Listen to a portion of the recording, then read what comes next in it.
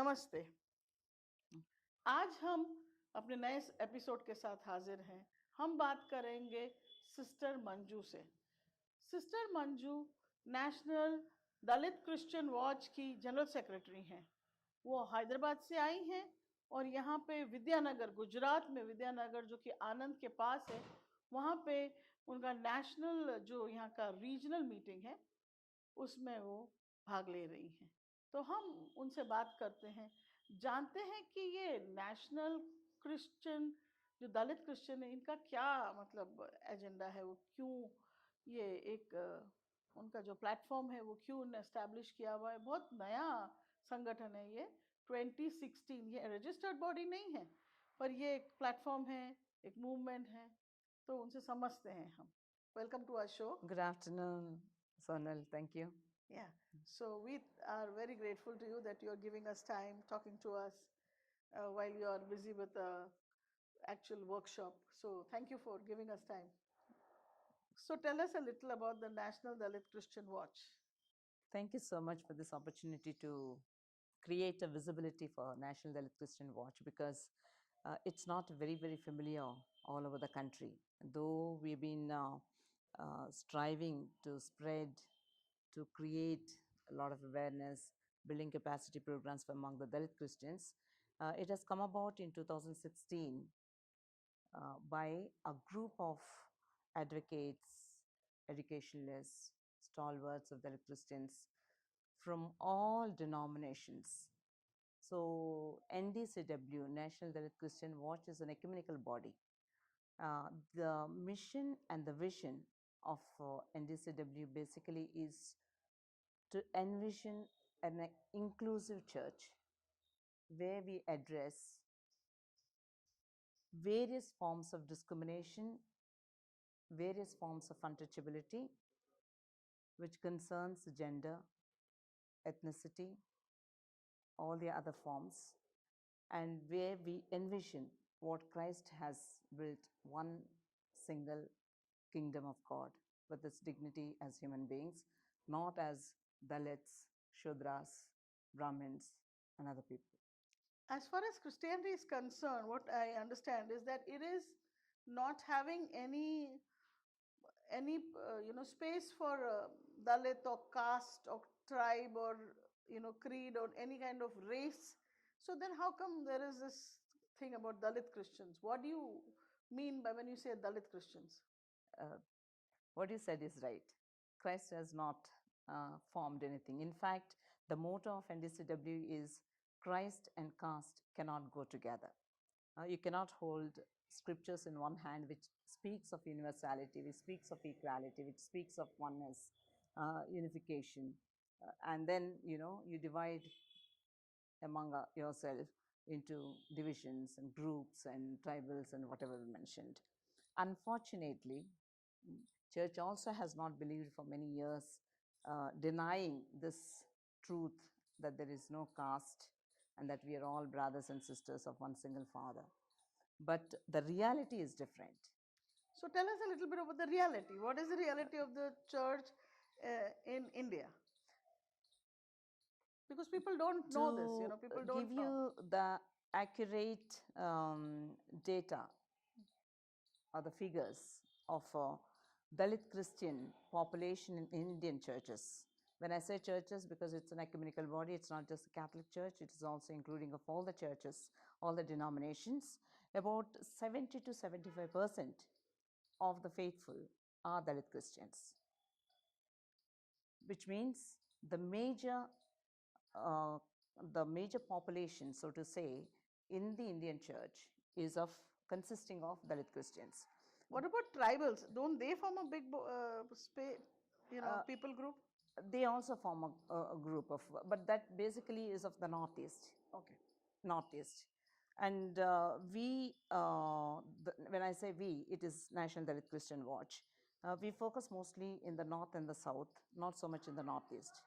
Because northeast population, if you consider Dalit Christians, there is hardly any percentage. Yeah. Whereas in the country, in India, which includes south and north regions, this consists of 75%. And 75% are Dalit Christians. But when it comes to decision making body, when it comes to any of the anything that you look upon, You uh, mean the clergy, the priests and fathers the and nuns and the bishops bishops? and priests and posts, executive directors, the principals, the provincials, cardinals, bishops, everyone.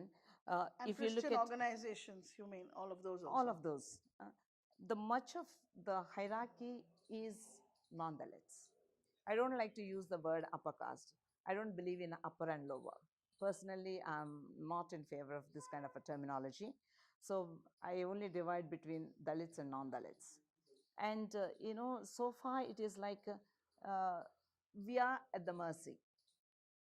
The It is a conflict between, as being said this morning, even we are discussing even in a workshop, a conflict between Christian equality and Hindu ideology, wherein we have this division that you become a Christian, but you bring along with you your casteism, your higher and lower, and then your prejudices and your preconceived ideas, and then you start oppressing. Even among the Dalits, there is again subcaste, something, so one feels higher than the other. So as long as this concept prevails in the minds of Dalit Christians, it becomes very difficult to fight this discrimination.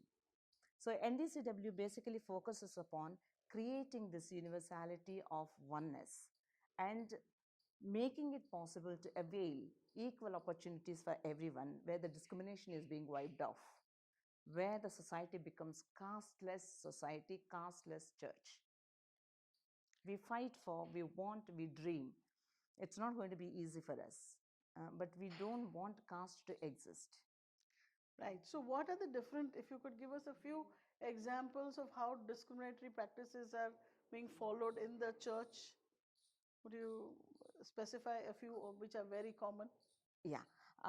Instead of generally speaking, I would like to give you specific examples so Right. that people will also be able to understand what I mean. Like a year back, we had been to Trichy diocese. So speak to the camera. Yeah. Okay. And then in Trichy diocese, which is in Tamil Nadu, there is a parish called Ayampatti. And this particular parish is of more than 75 years of old. And this has got two groups of people, Dalits and non Dalits, Udayars, Shudras. And there is a particular priest who has been posted to this particular parish. And this particular priest is not a Dalit, but then he is very pro people, synodal priest who wants everyone to be together. So in his homilies, he insisted that in India we follow the Varna system. We have, you know, this ladder. Mm. Whereas in Christianity, in the book of Genesis, God created all of us equals. There is no higher and there is no lower. And therefore, we are all one. Because this particular parish is always having some seats only for Dalits and some for Udayas. There is a graveyard separate for Dalits, there is a graveyard separate for Dalits. When people die among the Dalit community, they cannot use the dead casket. They, the church allows only this. There is an adjoined hall where celebrations are celebrated, like First Holy Communion, wedding, and other celebrations of the families. Only the non-Dalits are allowed, not the Dalits.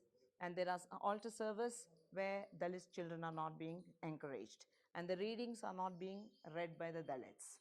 And the contributions, they take contribution from the families, Yes. and these contributions are also not being collected from Dalit community. And whenever the name of the church is Mary Magdalene, and this Mary Magdalene church, whenever the feast comes in month of July, the statue of Mother Mary, the statue of Mary Magdalene, the statue of Jesus are never allowed to enter into the streets of Dalits, only the Odayar streets. And if anybody questions, they say, we don't take money from them, so why should we take into? Untouchability to the core. Now, I'm talking in 2025.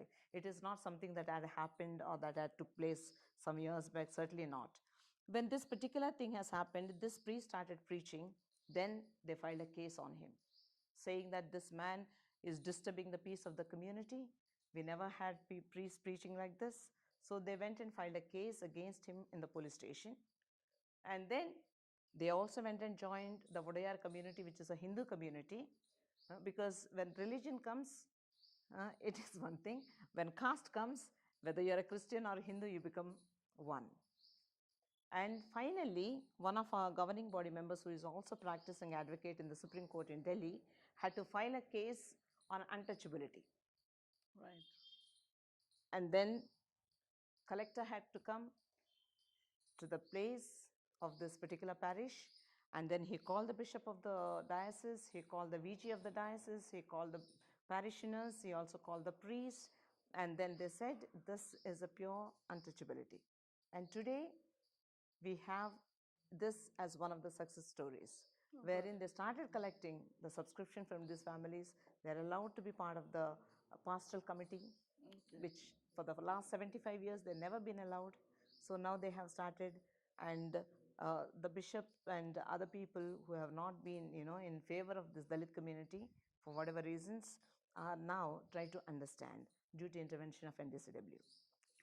You want So yeah, continue. yeah, likewise, there are a lot of subtle ways wherein, they say that you are there as a Dalit Christian, we have given them this opportunity, that opportunity, but most of the opportunities are like peons, like ayahs, like cleaners, but not to the level of, where you uphold your dignity as an executive director, as a principal, as a lecturer, as a professor, as a provincial, despite of your talents, your giftedness, your educational qualifications. So that speaks of a lot of mm, forms of discrimination in a subtle way. It is not being spoken, it is not being said, it is not being, but the treatment is all over. Right. You wanted to, can you shed light on the Catholic Church? How many Dalits are there? And then also, how many bishops are there?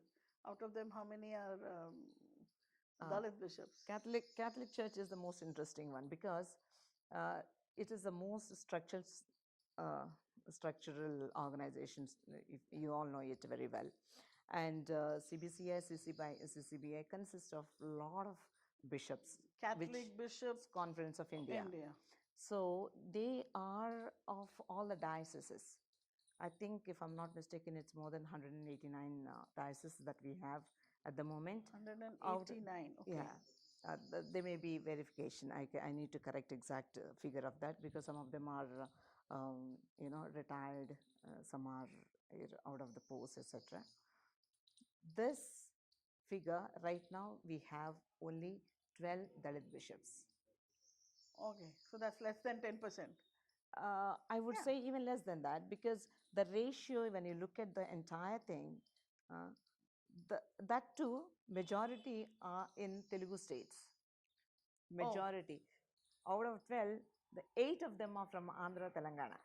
Okay. So Okay. you can imagine What's happening in what's other happening states? in these states, So for the first time, we have in the Indian church, of course, in the history, I would say, of the Catholicism, a Dalit cardinal. Oh, Cardinal is a person who can go to Vatican to elect the Pope. Pope. So that is the highest form of hierarchy, so to say. So for the first time, we have an year back. And otherwise, the rest of So them are bishops who and is he? archbishops. Would you like to name? Cardinal Anthony Pula. Okay. From? He is originally from Kadapa diocese. He was appointed as Kurnool bishop. Then he was In elevated Andhra as Pradesh? Andhra Pradesh. Okay. He was elevated as Archbishop of Hyderabad, Archdiocese, and within a span of 6 months, he has been elevated again as a Cardinal of Hyderabad Archdiocese, which is actually an honor for the Dalit Christian community, so to say. But otherwise, so far, we never had. We never had, first time in the history. Uh, but that I would again consider as something like a tokenism. Yeah. One person becoming a cardinal, person becoming an archbishop, When the majority when are. majority is not a big difference, so to say. These are We are able to pick up like that because it's rare. Right. It's rare. It seldom happens. So what do you want to do Um, going forward? uh, How are you planning to change these practices and bring in more people in higher or top positions, executive positions? This is not NDCW stand, but it is my personal stand. My personal stand is one thing is empowering the laity. Yeah. It is lay people who need to feel the need of getting out of the slavery. Slavery is not that you're being tied up somewhere. Slavery has also different forms. Slavery in your thought pattern, slavery in your decision making pattern, slavery at the way that you look at the realities and the ways that are happening. Slavery also, you know, how you stand, take your, as this morning Mr. Macman was saying, uh, what is Dalit? What is Dalit? What is identity as a Dalit? So laity has to play a very greater role. It is they who need to really take the entire movement in terms of gaining this sense of equality, sense of oneness, a sense of universality among the Dalit Christians in compatibility with the other non-Dalit community members.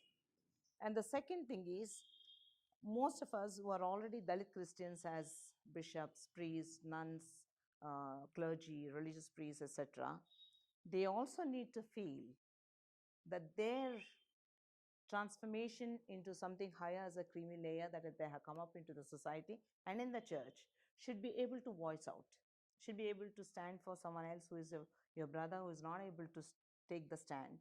And silence today, Sonal, is not the merit. Silence once upon a time is considered as something virtuous. Today, your silence can cause a lot of harm, a lot of disturbance. And if you who have been from that grade able to come up, how much more do you have as a responsible person accountable to your brother and sister who is still mugging up into that? So, National Dalit Christian Watch has no political agenda. It is working where? We are not related in any way to the politics or political leaders. We actually concentrate and focus only within the church, with the church leaders, meaning to say the bishops, priests, clergy, laity, and everyone. And our focus also is only on Dalit Christians and not Dalits in general. Okay, so you're focusing on the church and the society. Society, but society also is not in our hands so much now. For example, Dalit Christian movements are also fighting for SC status in Supreme Court. That is not in our hands. But what is in our hands is what we can transform within the church, uh, getting more admissions for Dalit Christians, getting concession for Dalit Christians, getting equal treatment, equal opportunities for Dalit Christians, recognizing their talents and their goodness, and thus enabling them to be in a better position, um, uh, giving them the decision-making power, making them part of all the bodies in the parish level, diocesan level, or church at large. So our focus is also mostly on the church. What about focusing on women empowerment? Are you looking at that? Actually, gender is one of our, uh, one of our main priorities. Okay. Youth and women, and women are the ones who are supposed to be voicing out for themselves. And NDCW actually wants, of course, there are women in the governing body. There are also women in our state level chapters. There are also state conveners who are women. But when we compare the ratio between men and women, of course, the ratio of women is always very low. But we strive giving more importance to women. And we also look at NDCW as something progressive. Now, for example, I'm a Catholic nun. I'm heading a national platform as a woman. And NDCW also does not have a specific place of office, so to say. We don't have a office. We work from our own areas and we spread around. We create relationships. We meet various people. We spread a word about what is this NDCW, and we take various interventions like fact finding and lobbying and advocacy wherever there are problems faced by Dalit Christians. We are involved into that. mm, leading that. So women for us are the most important priority. Uh, of course, I accept that we still do not have that sense of equality, but we are striving to bring them to that level. Okay.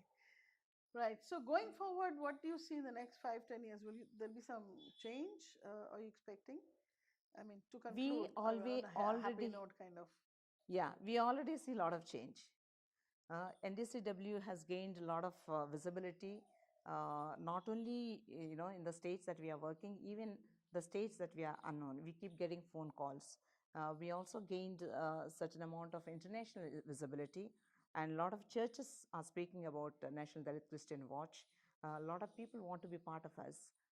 We also get a lot of invitations from different denominational churches to address this discrimination. And there are people who know that there is a reality of this untouchability and discrimination existing in the church, but they don't have courage.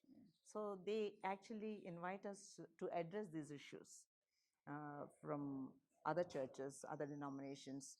But we also have challenges. We also have challenges wherein not everyone accepts, not everybody, especially the church hierarchy is not certainly always in favor of us. But our fight continues, and there's a long way to go, but we fight for the dignity of Dalit Christians. Okay. On that note, thank you for speaking to us, Sister Manju, and we are really grateful to you.